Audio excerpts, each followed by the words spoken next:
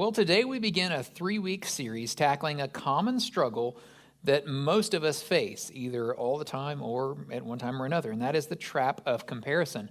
It's so easy to fall into the cycle we're going to talk about today, a cycle of envy and pride, where we vacillate between envying, wanting something that someone else has, and being prideful about what we do have. And so we'll go back and forth with that. And so I want to give some scriptural advice throughout this series. 3 weeks we're going to look at this, and then we'll be in a Thanksgiving series, and then Christmas starts. So we're really close to that season. But I thought it was so good that I just wanted to dive into how scary it can be for us to fall into this comparison trap. And if we're not careful, it starts to kind of ruin our lives because we just can't have any rest.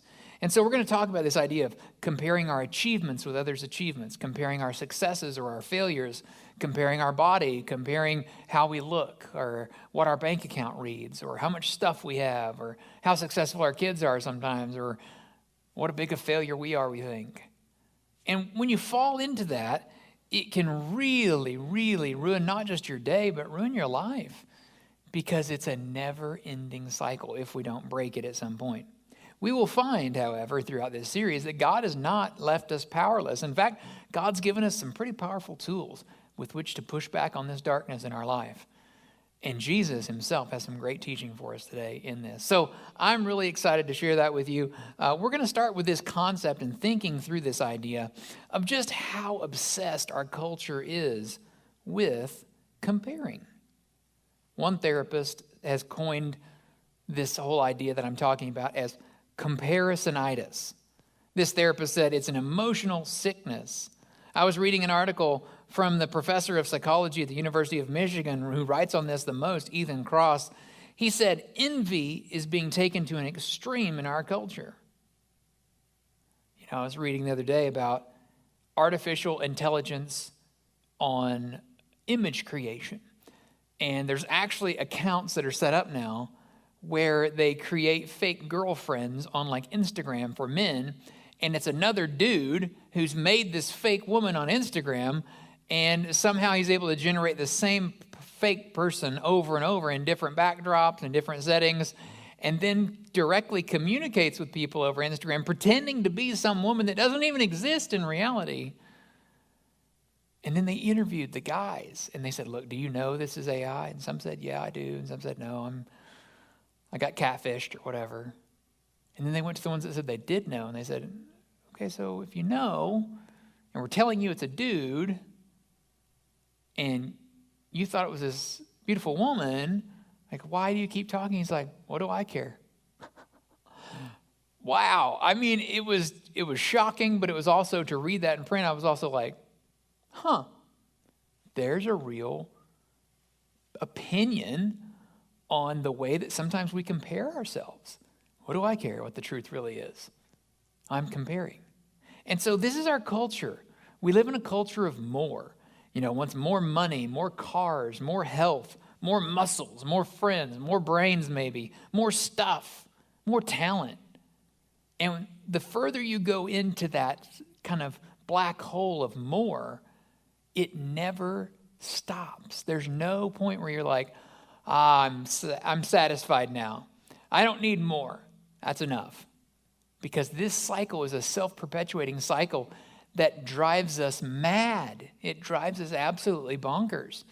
And so God doesn't want us to be burdened with that. God wants us to be free from that.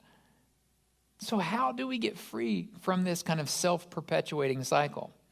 We tend to look in the mirror. We tend to compare ourselves to other people. I've mentioned a lot that we do look at Instagram or Facebook. We look at other people's highlight reels, what the good and the best things in their life are, and we compare our worst days to their best days. And we say, well, I'm just falling short. So the first big problem we'll deal with in this series is the absolute obsession with comparison and how that obsession really, really discounts all of the beauty in our lives that God has put there. So whether you've struggled for a long time with this or you're just starting to realize maybe it's a struggle, I want to talk to you about this idea of comparing. Now, the reality is that you are unique. There is no one like you in the world. God created you on purpose, and you are no mistake because he didn't have to create you. You have unique strengths and you have unique weaknesses. You have unique talents that no one else has in the exact combination you do. There is immense pressure, however, in our world to conform to societal norms, to be a cookie cutter kind of person. And this is where the danger of comparison comes into play. We think we have to dress a certain way, or have a certain net worth, or be a certain weight, or look a certain way, or acquire a certain device or a certain car. But this is all false, and a false sense of identity and a false sense of comparison.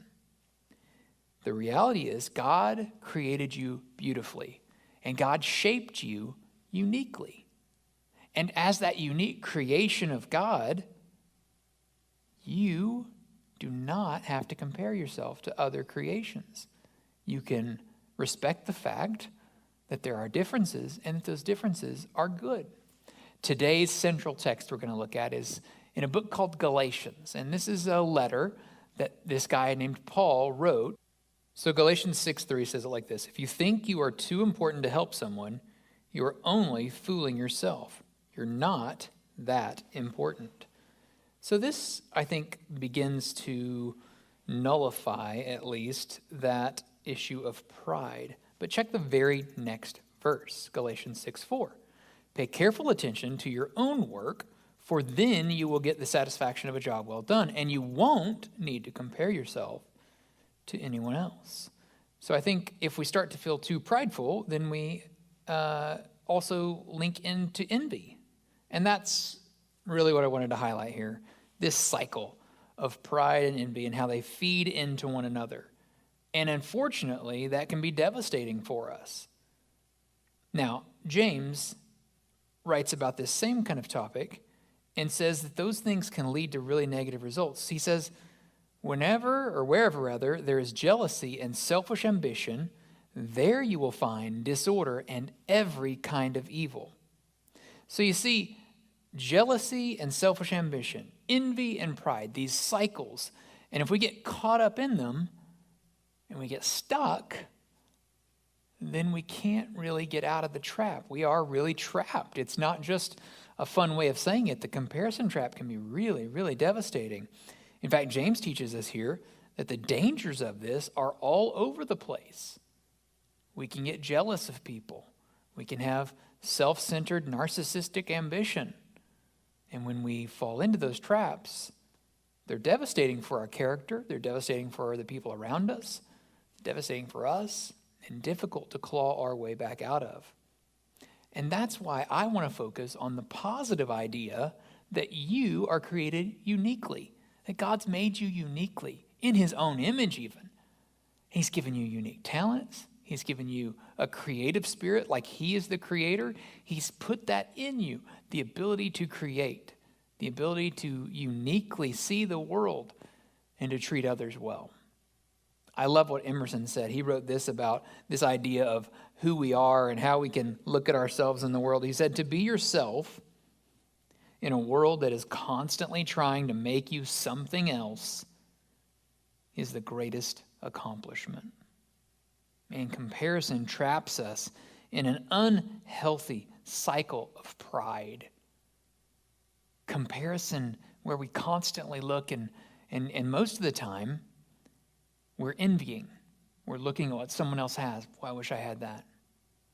Sometimes we're looking down on other people and we're saying they should be more like me. So we're prideful. And those two things just play off of each other back and forth.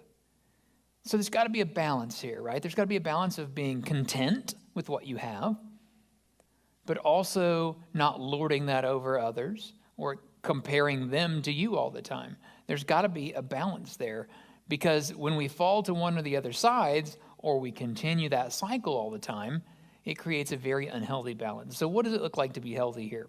Well, I think that the solution is in this idea: embracing our incomparable uniqueness. when we realize God didn't create us as a cookie cutter. And we don't have to keep up with the beauty standards or the wealth standards or the whatever standards we've put in front of ourselves, success standards.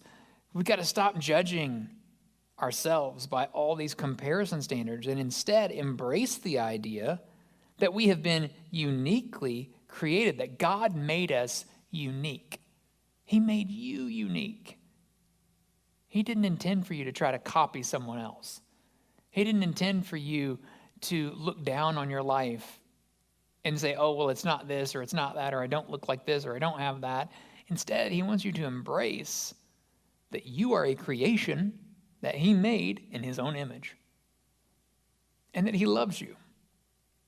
So much so that he sent his son Jesus to teach us and then to give the ultimate sacrifice for us on the cross, teaching us just what it means to love others.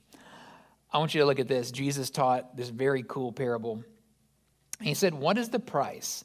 What is the price of 5 sparrows? And he pauses. He says, what, two copper coins maybe? So not much. Yet God does not forget a single one of them. And the very hairs on your head are all numbered. So don't be afraid. You are more valuable to God than a whole flock of sparrows. You are valuable to God.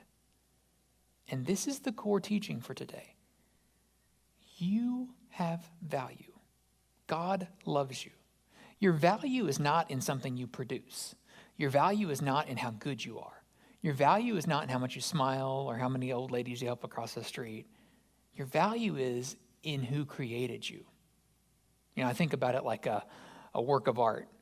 And when you go and you look at something, you know, if you looked at something that I did as a kid, I did some pottery and things at the community center, you would say, what is this, an ashtray? And I would be sad because it was supposed to be a cereal bowl or something. And you'd say, boy, these are pathetic little pieces of art you did. And how did that even make it into the kiln? But then you look at someone who's well-renowned, an artist, and you say, wow, look at the beauty, look at the colors, look at the vivid nature of it. And the value is not in the paint, because the paint or the pottery would have been made out of the same materials. The value's in the artist. And your value is because God made you unique and wonderful and beautiful. And so you are so valuable to God as his creation. So much so that Jesus said, look, even your hairs on your head are numbered. Numbered? Well, I know a few of us don't have much hair left. I'm losing some too. But think about that for a minute. God knows not just your name, not just that you live in Oklahoma, but he knows you individually. He cares about you. And if God knows the sparrows, God knows the birds of the sky, he definitely knows you. You are so much more valuable to God. So much so that Jesus, who taught this, goes to the cross for you. Goes to the cross for me. Goes to the cross for all of us, that we would not be separated from God. Isn't that awesome? Whether you have trusted Jesus a long time ago in your past, but you feel like you've fallen back into that comparison trap, or today you're like, I'm just sick of being in the comparison trap and I want to trust Jesus and I want that kind of freedom that comes from knowing God says I'm valuable. I want to pray that for you today. Would you pray with me right now? God, I thank you so much for this moment we've had together today to look at these scriptures. And I pray that we would take this to heart, that you've taught us, Jesus, that we are valuable to the Father, that you loved us so much, God, that you sent your only Son as a sacrifice, that we would have eternal life, not even be worried about the biggest fear for all of us, that of death, but that we would trust you. I pray that we would do that today in Jesus' name. Amen.